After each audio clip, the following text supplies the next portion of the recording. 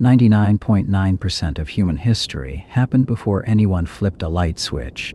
When the sun went down, our ancestors didn't just close their eyes. They stepped into a different, more dangerous version of the same world. No streetlights, no glowing screens. Some nights, no moon at all. Just black. Absolute, total black. The kind most of us have never actually seen. For most of the roughly 200,000 years modern humans have existed, night meant one thing. You could barely see your own hand. And in that dark, everything that could kill you could see you just fine. So the question isn't just what did they do at night. It's how did they survive it at all? The first real answer was fire. Not fire, the campfire cliché. Fire, the survival technology that rewired the human timeline. Some of the earliest evidence for hominins near fire goes back close to 2 million years, in East Africa's Turkana Basin. But using fire and controlling it are two different skills. Early humans likely started by scavenging embers from wildfires, sparked by lightning, carrying them home like a fragile ember lantern. By around 1 million years ago, at sites like Wonderwerk Cave in South Africa, the evidence gets harder to argue with. Ash, burned bone, campfire residues, deep inside a cave, far from any wildfire. That's deliberate. That's controlled. Real fire making, striking a spark on demand, took far longer to arrive. The oldest confirmed evidence comes from a Neanderthal site in England, dated to around 400,000 years ago. Fire didn't just mean warm. It meant a few extra hours of usable light. It meant cooked food, which meant more calories for a growing brain. And it meant something else, something less obvious. It pushed back the predators. But fire couldn't solve the biggest problem of the night. It could only shrink it. For millions of years, our ancestors were not the apex predator after dark. Lions, hyenas, leopards, most of them hunt far better at night than we ever could. Researchers who study the evolution of fear believe our instinctive dread of darkness isn't superstition. It's inherited memory. A species with weak night vision, surrounded by animals that see perfectly in the dark, learns to be afraid, or it doesn't survive long enough to pass on its genes. So groups didn't just sleep. They posted watch. And here's the detail that surprises people. Not everyone in a group falls asleep at the same time, or wakes up at the same time. A 2017 study of the Hadza, a hunter-gatherer community in Tanzania, found that across a group of 33 adults, there was a moment, total, across the entire night, when every single person was asleep simultaneously for less than 18 minutes. In other words, at almost any hour of the night, someone in the group was awake. Not because they were told to keep watch, because human sleep timing naturally varies by age, and that variation may be an evolved, built-in security system. And here's the part that really breaks the modern brain. They didn't even sleep in one block. They didn't sleep like you do.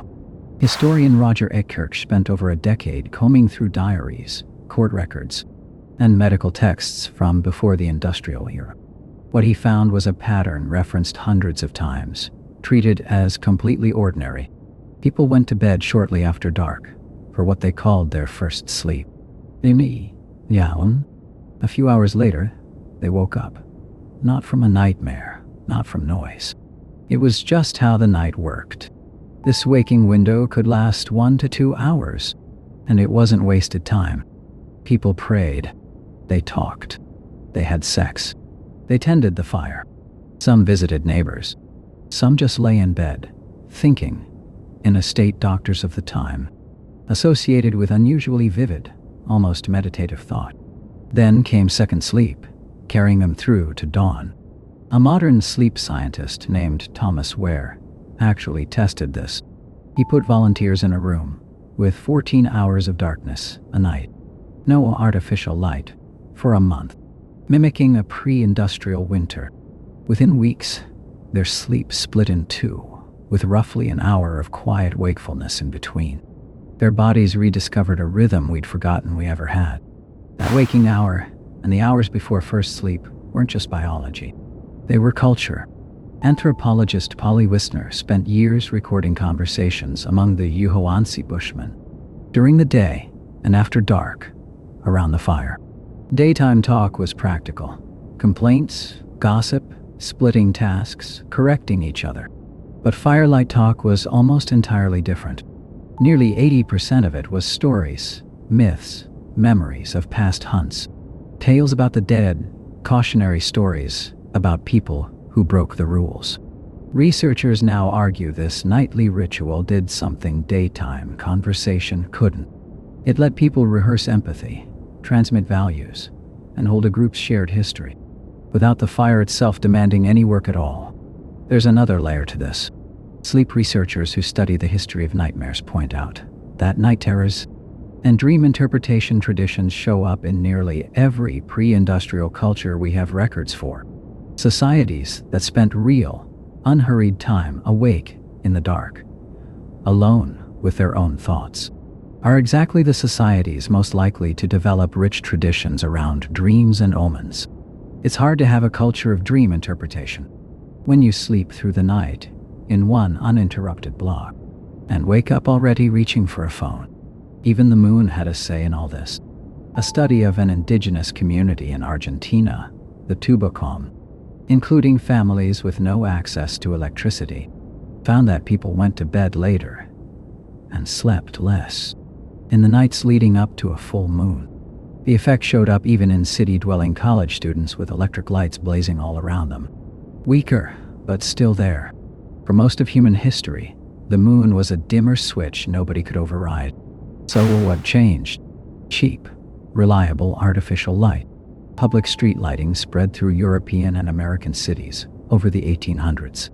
Ekirch found that by the 1920s, references to a first and second sleep had essentially vanished from print.